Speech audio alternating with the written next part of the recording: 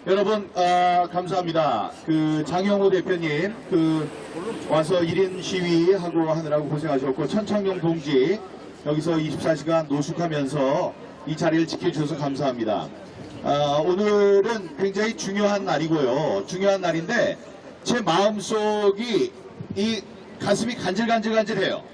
그건 뭐냐면 이번 오늘의 판결이 어떻게 날지에 대해서 저 굉장히 이제 긴장을 하고 기대도 하고 있기 때문에 그렇습니다. 오늘 이 결과가 어떻게 될 것이냐고 주위에 있는 사람들한테 물어봤을 때 주위에 있는 사람들은 오늘 다 기각된다고 했습니다. 오늘 다 기각될 것이다. 그 이유를 물어봤더니 이자들도 판사다. 판사면 카르텔이 형성돼 있어서 대법관 다음에 선관위 이런 데와 한 통속이다. 한 통속이기 때문에 이 사람들이 자기네들 불리하고 우리한테 유리하게 손을 들어줄 리가 없다. 이런 이야기를 합니다. 그러면 우리가 분명히 이 정의라고 느끼고 옳다고 느끼는 것에 대한 반대되는 결과가 나올 수도 있다. 이렇게 사람들, 변호사들도 그러고 그렇게 예상을 하기 때문에 제가 예상하고 꿈꾸는 것과는 정반대가 돼요.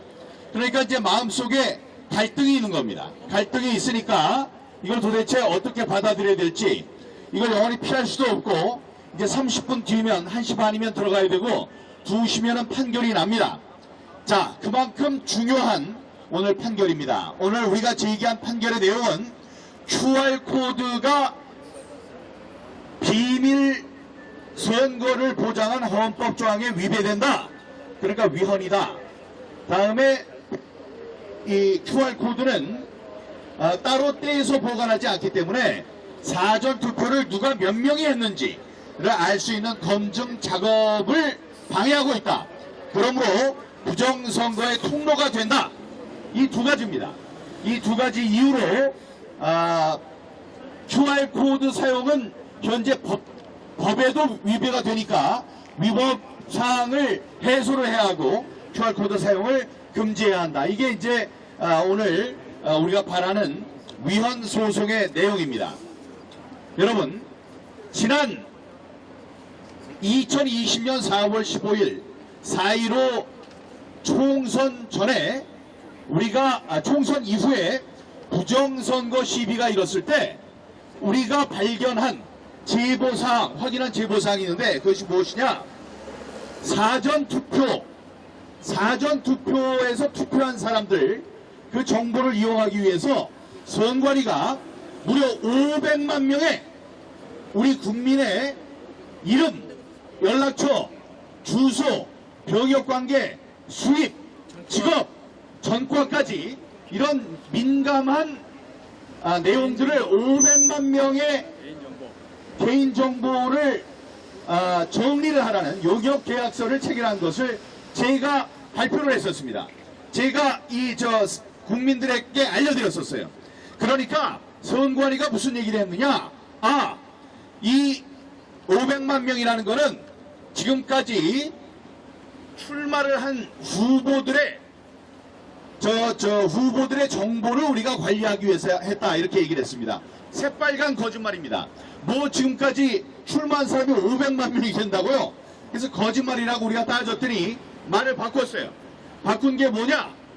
지금까지 선거를 도와줬던 참관인, 또 자원봉사자들, 이런 사람들까지 모두 합해서 그들의 정보를 우리가 취합한 것이다. 이렇게 얘기를 했습니다. 그런데 그 말도 새빨간 거짓말입니다.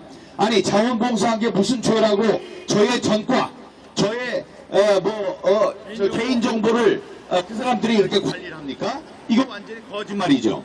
거짓말이었습니다.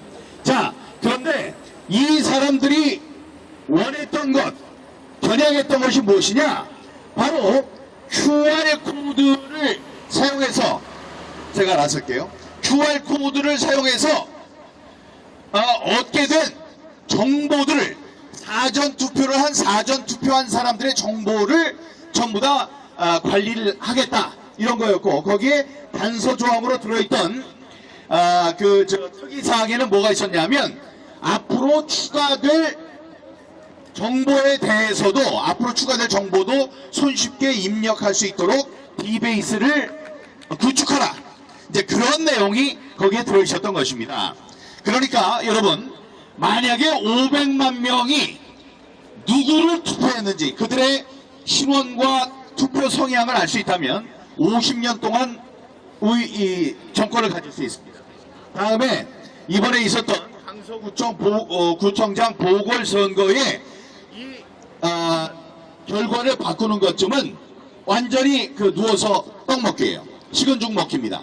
이제 그런 것이 있기 때문에 그런 여러 가지 이유로 QR 코드를 사용해서는 안 된다라고 우리가 오래전에 이 위헌 소송을 제기를 했습니다. 그러면서 우리가 이야기한 게 위헌 소송에서 위헌 결정이 나오더라도 그 제도를 고치고 법령을 고치고 정비하는 데는 시간이 걸리기 때문에 다음번 선거가 있기 전에 QR코드를 없애기 위해서는 적어도 10월 달에는 그 결과가 나와야 한다라고 10월 달에는 결과가 나와야 한다고 저희들이 이야기를 했었습니다. 자, 그래서 10월 달에 좀 늦긴 했지만은 10월 달에 지금 발표가 됩니다. 이 발표가 우리가 원하는 대로 위헌 결정이 난다면 끝난 다음에 여기 나와서 우리는 우리의 싸움이 이겼다. 우리가 옳았다. 해서 우리의 싸움의 목표가 한 7, 80% 정도 이룩된 것으로 이긴 것으로 우리가 판단을 해도 됩니다. 판단을 해도 돼요.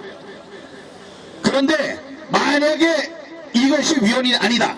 인용되지 못한다면 우리는 우리의 싸움을 앞으로도 계속해 나가야 할 것입니다. 우리가 오늘 정의로운 결과를 받아들이길 원합니다. 그런데 여기에 꼭 기록을 위해서 얘기를 해둬야 될 게 있는데 이종석 헌법재판관은 제가 국회의원 시절에 헌법재판관 인사청문회를 통해서 제가 적격이라고 판단을 해서 헌법재판관이 된 사람입니다. 제가 그때 인사청문위원으로 들어갔었어요. 그때 제가 당부한 것이 뭐냐, 당신도 대법관, 헌법재판관과 대법관은 동률입니다. 그래서 헌법재판관으로 당신을 영어로 뭐라고 하는지 아느냐 그랬더니 얘기를 했어요. 저스티스라고 한다, 정의라고 한다 라고 답을 하더라고요. 그래서 부디 당신이 그 높은 자리에 가서 우리 그 사법 체계를 바로잡는 마지막 보루 정의의 목소리가 되달라라고 이야기를 했고 그렇게 하겠습니다라는 답을 했었습니다. 자, 이분이 지금 윤석열 대통령의 서울대 법대 동기 동창입니다. 79학번. 게다가 차기 헌법재판소장으로 지금 내정된 사람입니다. 그래서 이야기합니다. 우리의 그 인연이에요. 이 헌법재판소에 우리가 제소한 것이 그 많은 헌법재판관 중에 이종석 재판관이 의 소관으로 가서 우리가 처리를 할 수 있게 된 것은 인연이고, 다음에 이분이 또 이제 헌법재판소장이 될 수 있는 것, 그런 것도 인연입니다. 이제 곧 이종석 헌법재판관은 서울대 법대 79학번으로 윤석열 대통령과 동기 동창입니다. 다음번에 헌법재판소장으로 내정되어 있습니다. 그래서 바라기는 여러 그런 인연이 있는 그런 상황으로 QR코드가 계속 사용된다면 다음번 선거에서도 부정선거를 막을 수가 없습니다.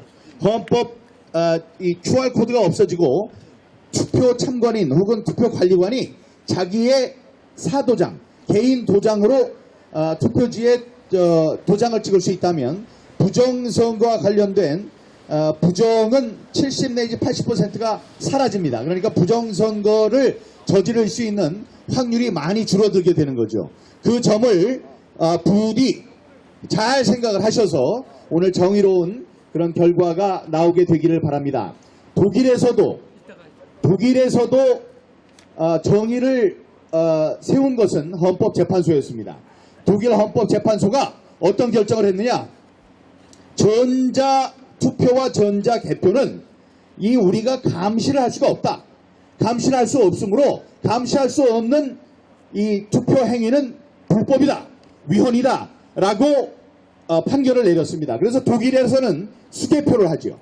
그런 훌륭한 헌법재판소를 가진 독일인들이 우리는 부러웠습니다. 오늘도 그런 날이 되길 바랍니다. 대법관들이 훌륭한 그 최후의 보루로서 결정을 내주기를 바랐으나 이자들은 그 관리관 이 헌법의 최후 보루로서 활동하기보다는 그 공범으로 선관위와 부정선거범들을 감싸는 그들의 죄를 이게 감싸주는 역할로 하루아침에 공범자로 전락했습니다. 그런데 우리 사법체계에 대법관들만 있는 것이 아니고 지금 헌법재판소에 헌법재판관들이 있다. 이들이 우리 선거 관리도 제대로 할 수 있는 그런 정의로운 판결을 내려주기를 바랍니다. 그래서 불과 이제 앞으로 1시간 안에 모든 것이 결정이 될 텐데 우리가 이 안에서 만세를 부르고 기쁘게 이렇게 환호를 나누고 우리의 싸움이 이겼다는 그런 마침표를 찍어주는 그런 의로운 선거 제도와 관련된 의롭고 정의로운 그런 판결이 나오기를 부탁드립니다. 이종석 헌법재판소장 이제 후보는 이번에 이렇게 훌륭한 판단을 하게 된다면은 국민의 존경을 받고 다음번에 부정선거를 막은 의인으로서 역사에 이름을 남길 것이다. 저는 이렇게 확신합니다. 감사합니다.